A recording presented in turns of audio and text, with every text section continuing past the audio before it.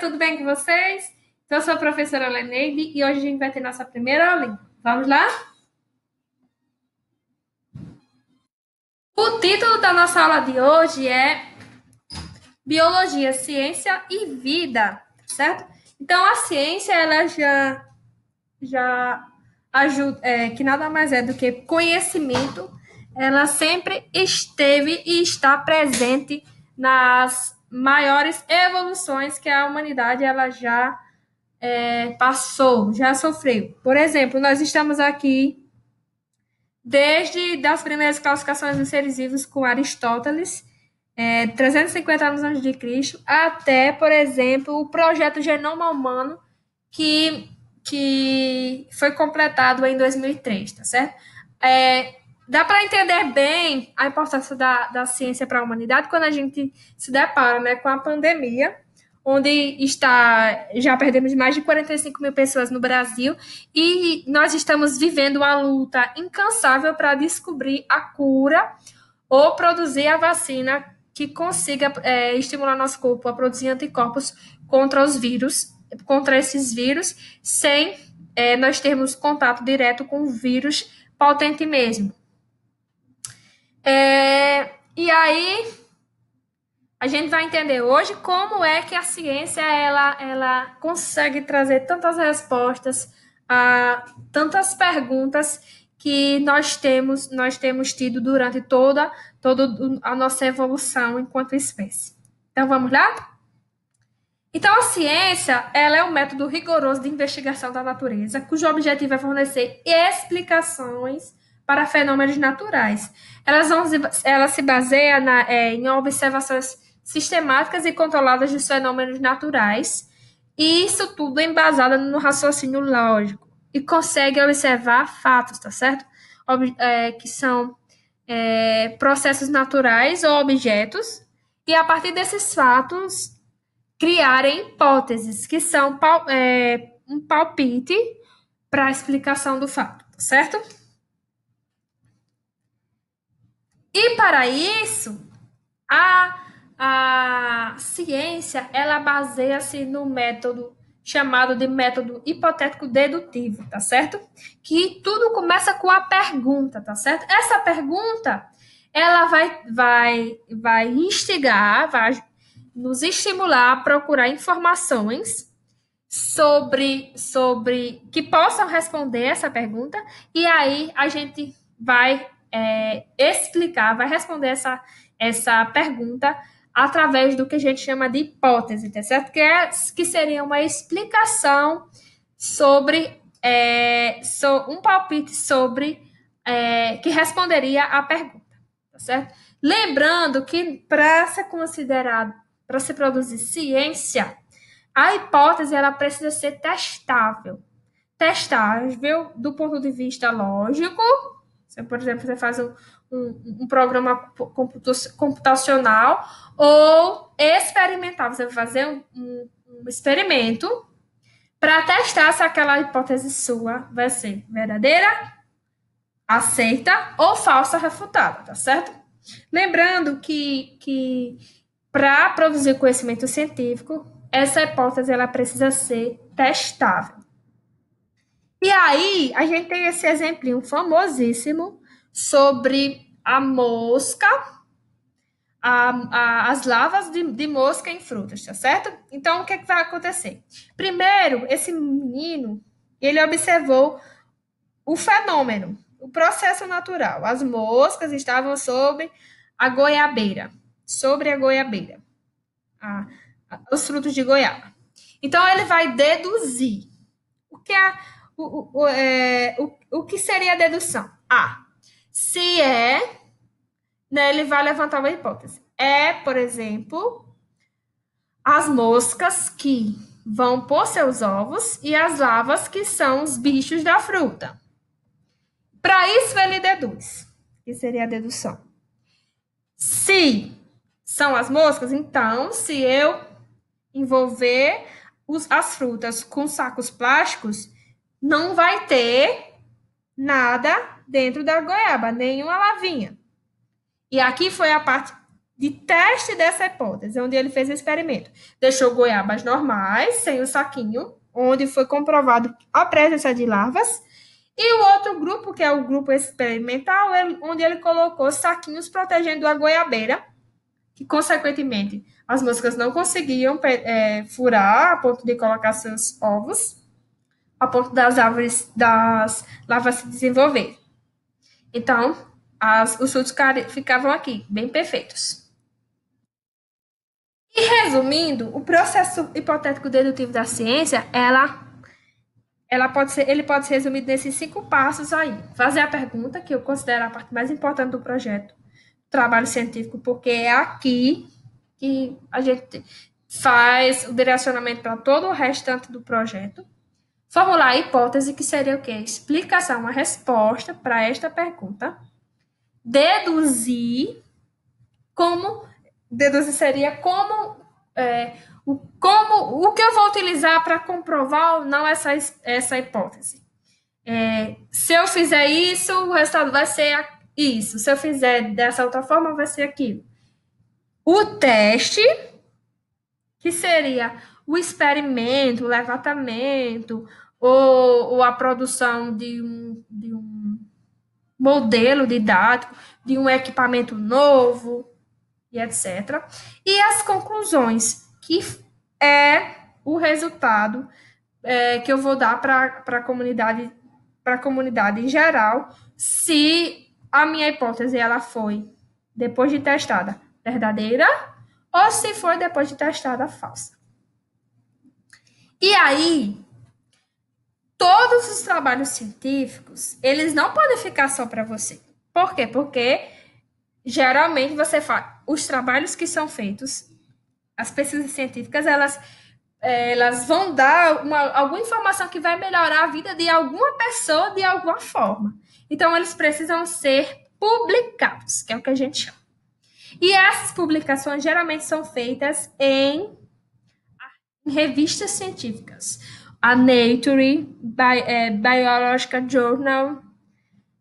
E aqui nós temos um exemplo de publicação científica, de uma escrita científica, que é um artigo científico, meu primeiro artigo científico. Já estou bem velhinha, viu, gente? Foi de 2013. Certo? Que foi, no artigo a gente geralmente faz o quê? Coloca o título, os autores, dá um resumo do seu trabalho, as palavras-chave, são importantes porque, por exemplo, ao digitar a busca, por exemplo, propagação sexuada, IVE, TME, eu conseguiria achar esse trabalho. E uma introduçãozinha dizendo por que é importante esse trabalho. Materiais e métodos, que seria... Na introdução, vale lembrar que vai ter seu objetivo, vai ter sua hipótese embutida e vai ter a justificativa para o seu trabalho. Vai estar tudo aqui, de forma não dividida, mas de forma subliminar, digamos aqui. Mas vai estar tudo aqui, até a problemática também, certo? E aqui, ó, nós teríamos o material e métodos, que são o passo a passo de como você fez o seu trabalho, resultados e discussões. Os resultados geralmente são feitos e estão expostos em gráficos por aí, e você vai explicar o seu resultado com base em outros trabalhos científicos sobre o assunto que já foram publicados, e as referências, que são o material que você utilizou para fazer consulta, certo? E aí, gente, vamos lá. Nós temos falando da biologia enquanto ciência, certo?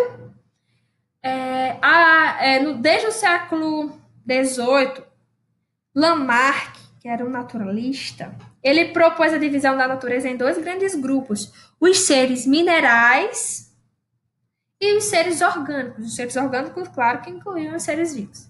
Depois, no século XIX, que foi a época em que a biologia se tornou ciência mesmo,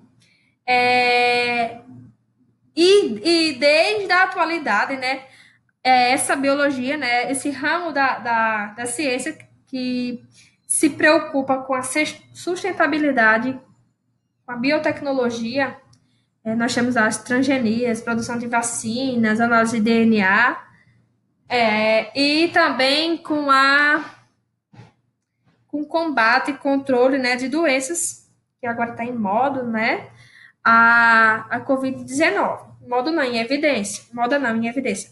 Então, nós temos Lamarck, de Lamarck até hoje, que é a voz da tia, dizer, só para demonstrar que todos nós somos capazes de produzir ciência, certo? E para isso a gente só precisa levar em consideração a utilização do método hipotético dedutivo, tá certo? Então a gente consegue também, a partir de observações do nosso cotidiano, propor soluções para problemas locais, fazendo nossa pergunta, fazendo a nossa hipótese e testando essa hipótese, certo? E Meir, aí. A gente fala de biologia e tal, que é a ciência que estuda a vida, certo? Mas o que é a vida? Vida é muito complexo. A classificação, a definição de vida não está clara até hoje, tá certo? É tanto que você entra no curso de biologia perguntando o que é vida e sai com a mesma pergunta.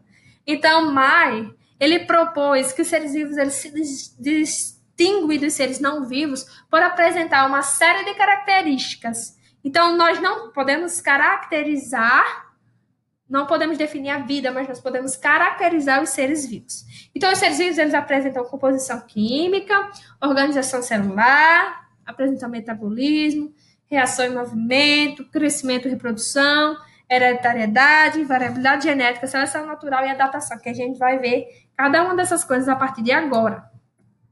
Primeiro, composição química.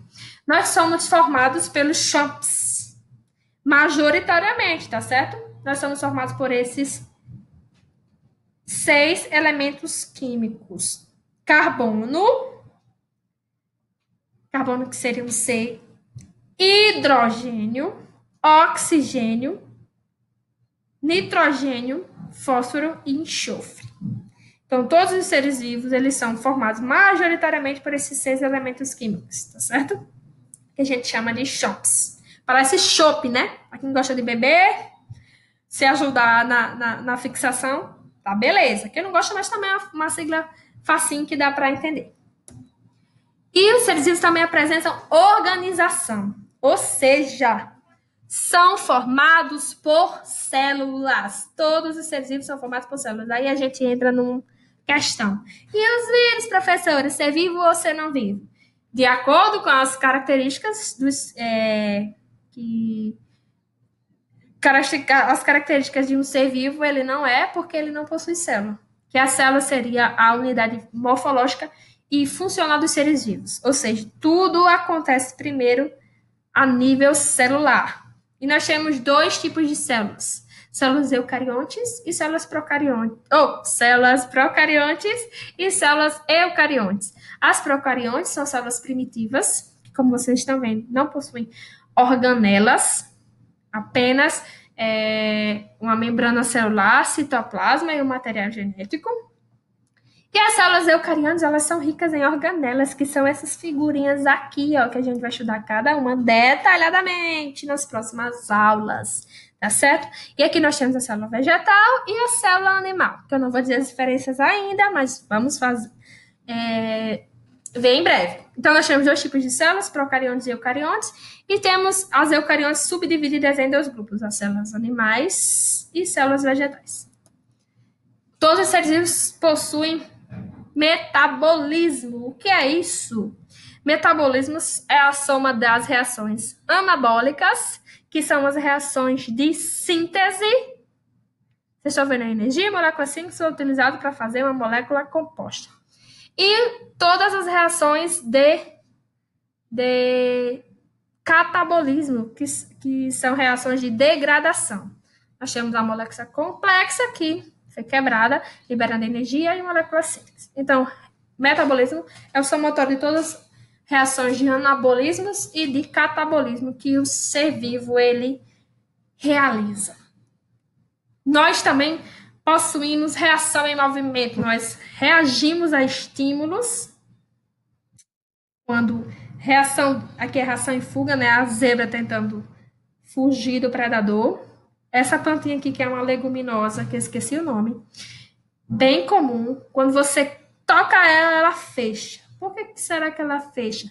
Ela está reagindo, está evitando a perca de água, fechando as suas folhas. Quando a gente toca, a gente tira a água da folha, tá certo? E aqui, ó, as plantas carnívoras, quando um animal entra, ela consegue se fechar para capturar esse animal que vai servir para como parte da necessidade energética dela, certo? Lembrando que ela também faz fotossíntese. E aí também os seres vivos têm aquela historinha: nasce, cresce, reproduz e morre, né? Crescimento e reprodução. Lembrando que todos os seres vivos necessitam da reprodução para que haja a perpetuação da espécie. E há também a hereditariedade, que faz os filhos parecerem com os pais, com os genitores. Aquela história, filho de peixe, peixinho é. E variabilidade genética, tá certo? Que isso faz com que nós sejamos diferentes um dos outros. Por exemplo, por que nem todo mundo que pegou Covid morreu? Porque nós somos diferentes geneticamente. A forma com que o vírus vai infectar o corpo vai ser diferente porque há diferenças genéticas, certo?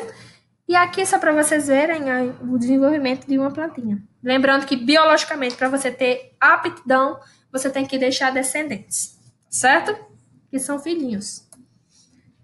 Nós também passamos por seleção natural e adaptação.